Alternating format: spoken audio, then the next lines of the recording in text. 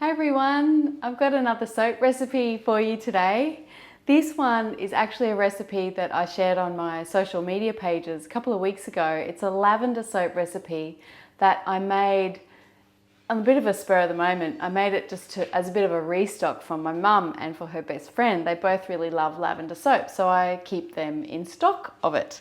And we really like it here too, so it's a bit of a staple for us.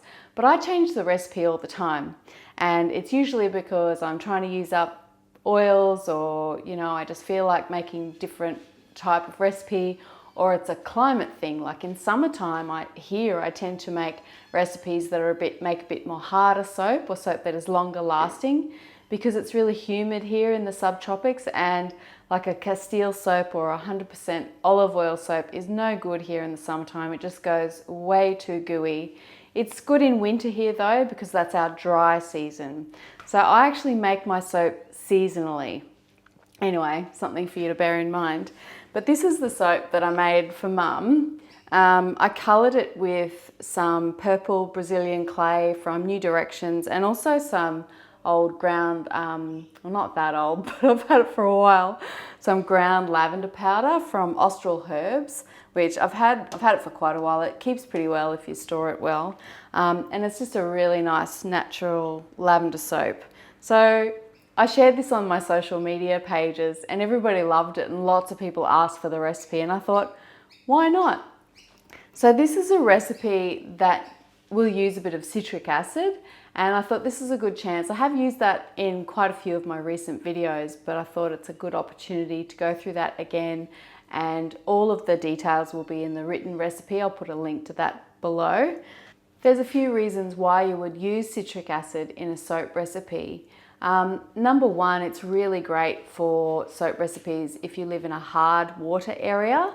It really helps to cut out soap scum that can be worse if you've got hard water or lots of mineral content in your water. The other reason why citric acid is really good, and that's really going to come into its own in this recipe, is that citric acid helps prevent DOS, or dreaded orange spots. And some recipes, including this one, can be a bit more prone to DOS than other soaps. If you're not sure what DOS is, it's like those horrible orangey, browny, yucky bits that you can get on soap sometimes if it spoils. Sometimes that's due to storage issues, like if you're not storing it somewhere cool and dry enough, that can increase the likelihood of you getting spoilage or dreaded orange spots on your soap. But also, it depends on the oils you use. If you're using really old oils, or if you're using oils that are high in linoleic acid, and I'm doing that in this recipe. I'm not using a lot of it. I'm using 20% of it, but I'm using sunflower oil. I'm just trying to use this up, so I am putting 20% of it in this recipe. But sunflower oil, grapeseed oil, soybean oil, there's a whole lot of those polyunsaturated oils that make quite nice soap. But they are high in linoleic acid, which can promote dreaded orange spots if you're not careful. So keeping those to a minimum in your recipes, but also using some citric acid in the recipe, helps prevent that. So this is really good. Citric acid also helps boost the lather a bit. The Brisbane water here is moderate, like it's moderately hard. It's not really, really hard, but it's not really soft either. And I have noticed that since I started putting citric acid in my soap recipes, they come out pretty good.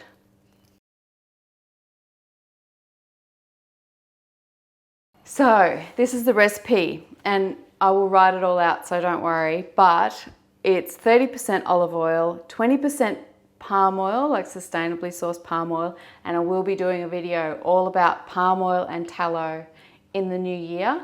I probably won't have time for that before Christmas, but I'm definitely going to cover that in future, because that is a hotly contested topic and there's a lot of complexity about it, and I want to do a bit of a deep dive and tell you all about the research that I've been doing on that topic. But anyway, I am using some palm oil in this, 20%. So that was 30% olive, 20% palm, 20% sunflower, 20% coconut, 5% castor and 5% shea butter. So that's my oil mixture, and I've looked at this recipe in soap calc. It is quite balanced and it'll be quite fine for a Brisbane summertime soap. I have calculated the citric acid at 1.5% of the total oil amount for this recipe, and this recipe uses 930 grams of oils in total, which is just perfect for my Kmart drawer liner bamboo mold that I like to use. This mold just makes really nice.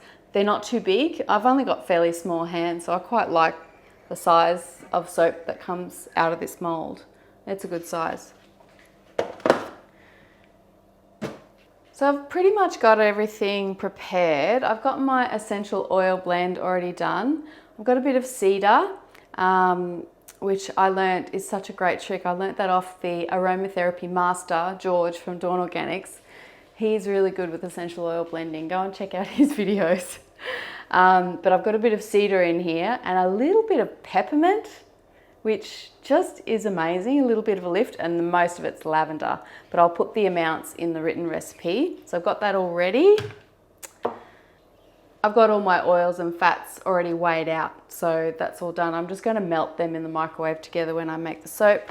But before I get started, I just wanted to show you something. Basically, most of these oils are just liquid. My coconut oil is liquid because it's summertime here. It's fairly warm. It's 27 degrees Celsius here in my kitchen right now. I've got the windows shut because there's construction work going on around me and it's really noisy, but it's warm here, summertime. So my coconut oil is already melted. I've got my shea butter. I just put that in a jar. I've got a lot of that, so I'm using that up. But if you don't have shea butter, you could use cocoa butter or mango butter. Any other butters could be used as well. And I just, smells so good. I just scoop that out. So I just want to show you the palm oil. This is RSPO certified palm oil from Essentials of Australia in Noosa. But like I said, I'm going to go into that more in depth in a future video. I just wanted to show you this trick. So normally in my videos, if you've seen the ones where I use palm oil, I've got my palm oil in these smaller buckets. And when I bought it, I bought 4 kilos like years ago, and I'm still trying to kind of use it up. I don't really want to use a lot of it, but I've got it and I'm going to use it. And palm oil, when it's liquid, that's fine. You can mix it up and you can pour it out and weigh it out easily. But when it's in its solid state, which it normally is at room temperature, it's quite soft right now, but it's still solid, as you can see. When it solidifies, different parts of it solidify before other parts of it. So the general practice with palm oil is that before you use it, you have to melt it and stir it before you measure it out. But one trick you can kind of use to get around that is if you put it in small containers like this, and in summertime here it's soft enough for me to just scoop out. You can see how I have scooped out from the top all the way down to the bottom. Can you see that? So I have put my spoon in there and I have dug out, measured my palm oil out, scooping all the way from the top all the way through to the bottom. That just saved me having to melt it first and then pour it out. So you can only really do that if your weather is fairly warm and your palm oil is soft enough. In wintertime it's a bit too hard to do that, or if you store it in the fridge it's too hard. But anyway, just wanted to show you that trick. It's a good one. So I'll get all of this stuff out of the way. If you've never made soap before and this is all new to you, please check out my soap making essentials, my safety video. It's really important that you know what you're doing with soap making and you understand what it's all about and what the risks are, and make sure you understand what safety is required. You must always use goggles that completely cover your eyes, and gloves are recommended as well, but at the absolute minimum, you must protect your eyes because we're using sodium hydroxide. Right, so I'll get all of these bits out of the way and I will melt my oils and we can make the soap, and it should be pretty quick because everything's pre-ready. You can melt your fats and oils for soap making in a microwave, but just use low power or medium to low power and just stir it as you go. You do not want to blast it on high power. Or if you don't want to use a microwave, you can melt it on the stove, just on really low heat. Put your oils into a stainless steel saucepan and melt them on the stove that way. That's fine too. So I'm going to do, what am I doing? I'm going to do 40% power just for 2 minutes to start with.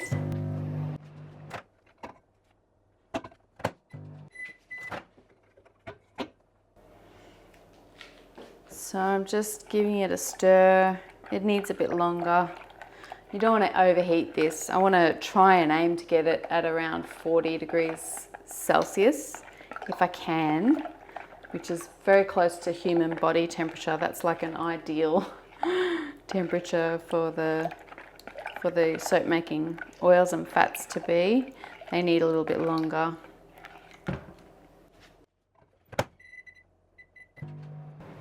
And just while my oils are melting, I wanted to let you all know about my supporter group that I've started over on my Buy Me a Coffee page. I've started that up because people have been wanting to have a way to have a bit more regular contact with me and learn a bit more, go into a little bit more into depth and have a bit more individual sort of targeted support with their soap making and also their sourdough bread making. So I set up this membership option. You can find it at buymeacoffee.com/EllysEveryday/membership. So I just wanted to let all of you know about it.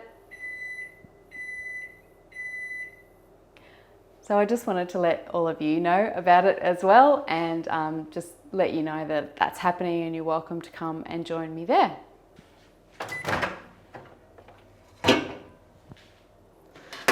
They're getting there.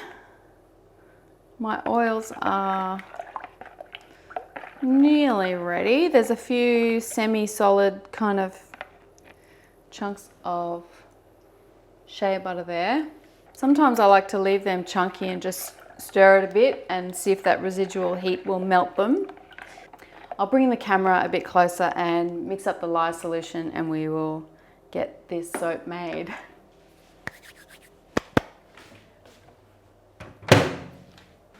Got a bit of a schmozzle here. I'll just get everything in order.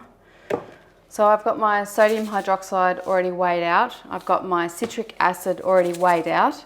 I always have lids on those, firstly for safety, but also it stops them from absorbing moisture from the air, which you don't want. They go clumpy if that happens.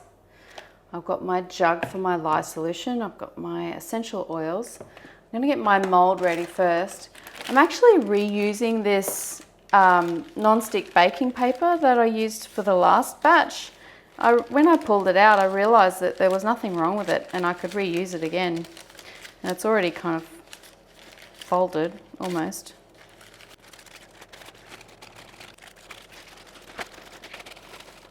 There we go. That wasn't too hard.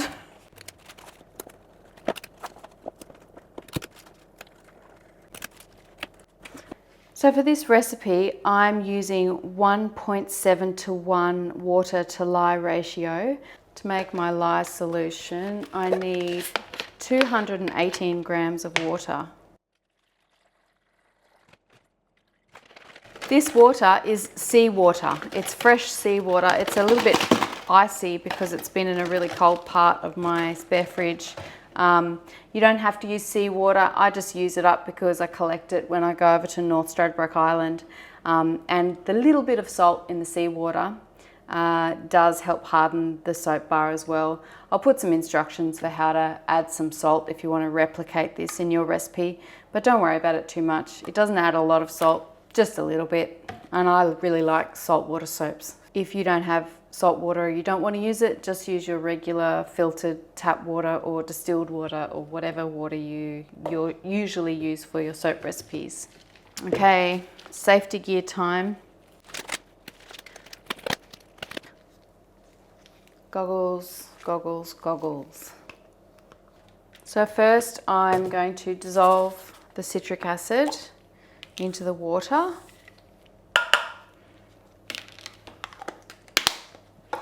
I have tried different ways of doing it, and I think that's the best way to do it.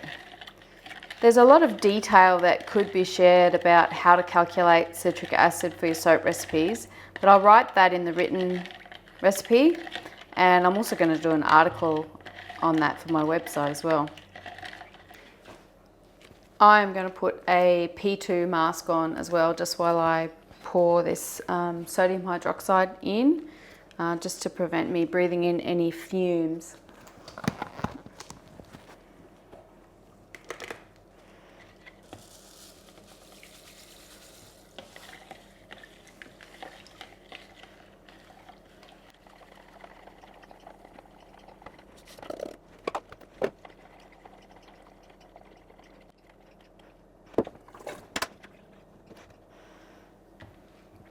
So that shea butter has pretty much melted just with the weighting. You don't want to overheat your oils, so take it slow, give it a stir. Things will usually melt in the residual heat. So we've got 40 degrees Celsius, 104 Fahrenheit. That's about perfect. This lye solution's very hot though. I've only just freshly mixed that. It's 90, 196, so it's really hot. But if I leave this for a little bit and it cools down a bit more, this will cool down a bit more, they should balance out pretty well. So these oils are still at 40 and this lye solution is now at 80. I'm going to just make the soap now. I think the high temperature of this and the relatively low temperature of this, given what's in it, it's not super hot anyway. I think they're going to balance each other out perfectly. So this is a bit of a heat transfer method. Make this soap. I absolutely adore this ground lavender powder. Sometimes I put too much in. I'm using just about a teaspoon there. If you put too much in, it will make your soap go brown, but it does add a beautiful, oh, I can't help myself, look, I'm putting more in. It does add a really nice earthy, extra lavendery-ness to the soap. It has a really amazing scent. I don't know how much of the scent actually comes through in the final soap, but I don't know, it just seems to add a really nice quality to it. I think I want a bit more. This soap only gets used for us and my mum and her best friend anyway, so I'm adding a bit more. There we go, about a teaspoon and a half. But you know, all of these botanical additives and colours and things, you can pretty much just add them to your heart's content. I'm going to add my clay in right from the beginning as well. This is the purple Brazilian clay. Also, thank you George. George from Dawn Organics put me onto this stuff. He's a whiz with the clays. It's not really purpley. It's subtle, like it's more of a grey purple, but subtle is good. I like my soaps to look pretty natural. I don't like really bold colours. So I'm going to stick blend that through now. Obviously if you were doing swirls you would separate this out and, you know, add your colours separately, but I'm not doing any swirls. I might do some more swirly soaps next year. Oops. Oh, that was not good. You don't want bubbles in your oil. I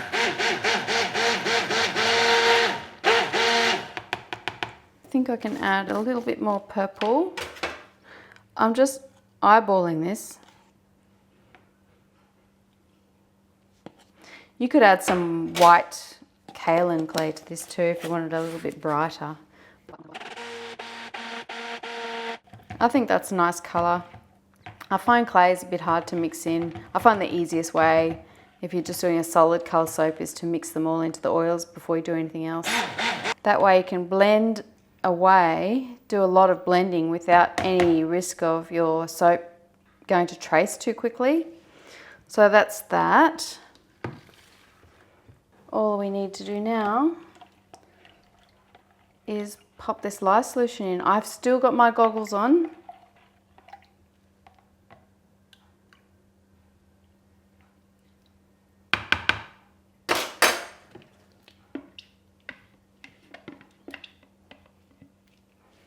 This soap shouldn't trace too quickly. Try and get those air bubbles out. That's a pretty subtle colour. Oh, it'll do, it'll do. Oh, very, very, very light trace. I'm going to put my essential oil in. Make sure you mix as you pour this in. I got a nice example of ricing recently. I shared it on my Facebook and Instagram page because I poured the essential oil into a soap batch and then walked away. I didn't mix it straight away and it riced. It went lumpy. The soap turned out fine, but it's not very attractive. So try and stir it as you pour the essential oil in. That feels nice and thick. All right. Yep, we've got a nice light trace there. It's thickening up. This is a very easy soap to make. Just going to pour it in the mold now, and then we're done.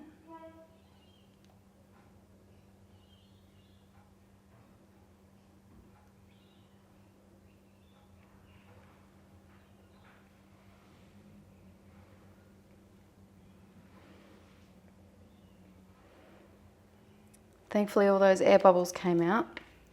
It's a beautiful smooth soap. Wow, oh, love it. This will be a good summertime soap for us. It'll be nicely conditioning but not too soft. So in those really humid subtropical summer months, it won't be too gooey in the shower. I saved my Castile soap recipe, which my original beginner lavender soap, that's virtually a Castile soap recipe. If I had have known that video would have gone so widely, I was saying to one of my supporter group members just this morning, if I had any idea that it would have gone that far, I would not have made that recipe like that. But anyway, it is what it is. Here's another lavender soap for you all. There we go. Fits the mold perfectly. I'm just going to do some little swirls to get the lumps out. I'm going to give it a couple of minutes to thicken up, and then I'll get a little bit more definition in my chopstick swirls. Sorry, the light's not very good today. It's very dreary outside. It's kind of stormy, early summer weather here.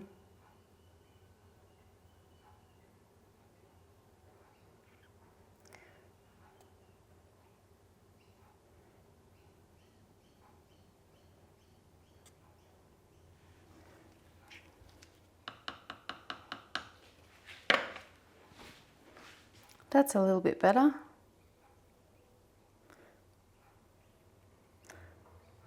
There's nothing fancy about my soap. It's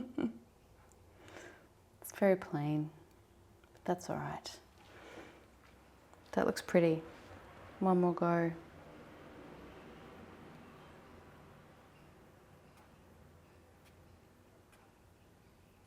When you do these chopstick swirls, if you go all the way to the edge, they look a bit better. I don't know if you can see that, but I like that. That looks nice. That's it. Just going to spray a little isopropyl alcohol on the top, just to help prevent any soda ash. Probably shouldn't get soda ash with this one because the water level's not too high and there's not too much shea butter in it. That will do, that will do. I'm just going to give that a couple more minutes, and I'm going to put this core flute top on it, and I'm going to put it in my cooler, my insulated drinks cooler, with a blanket as well, so that it goes through a full gel phase, and then I will cut it tomorrow morning.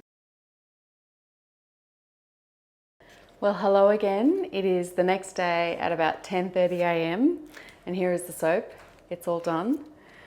Something really interesting happened with this. I don't know if you can see, I'll get it out of the way. Can you see that top surface? See how it's a little bit flat? I don't know if the camera focused on that very well. It's probably trying to focus on me.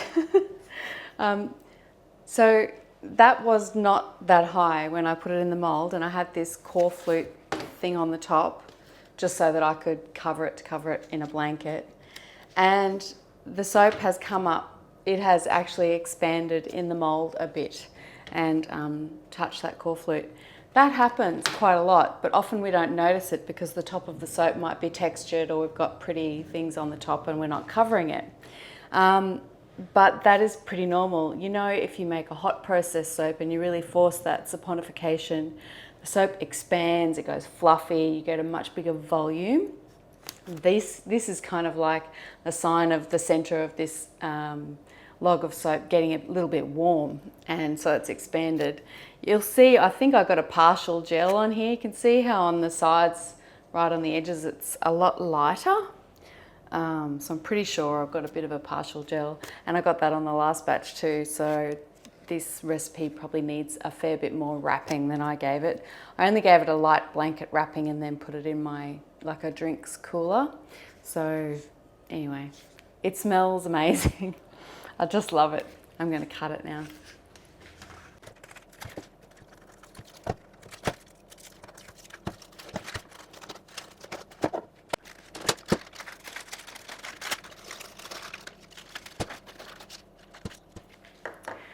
The soap looks really, really good. I'm just going to give it a quick little pH test just with these little strip, just to see. Yep, that is green. That is, I know these test strips aren't the most accurate, but as long as that paper is green, I know my soap has fully saponified and it is safe for me to handle. I will still cure it for 6 weeks, or at least 4 weeks. I wish I made it earlier. I would have more to give away for Christmas, but yeah, I'll still cure it for 6 weeks to make it really hard and dry properly, but it is safe enough for me to handle now. Oh, smells so good. I don't think I'll be using that paper again. I ripped it. And this is my soap cutter I got from Aussie Soap Supplies recently. I am really, really loving it. I'm cutting my bars just over, or just around 2.5 centimeters thick. And that seems to work really well for me. There we go. It's still pretty nice and soft to cut. Gee, it's smooth. Beautiful smooth texture, no air bubbles, so that's good. The colour, I don't know if you can see the colour the same way as I can, but it's very, very subtle, kind of earthy, mauvey colour. But that colour will change a little bit too once it finishes curing. Oh, the smell is brilliant. That little half a percent of peppermint oil really has made a massive difference. It smells like lavender soap, but the bit of cedar to ground it and a little bit of peppermint to lift it, that is just a really, really nice combination.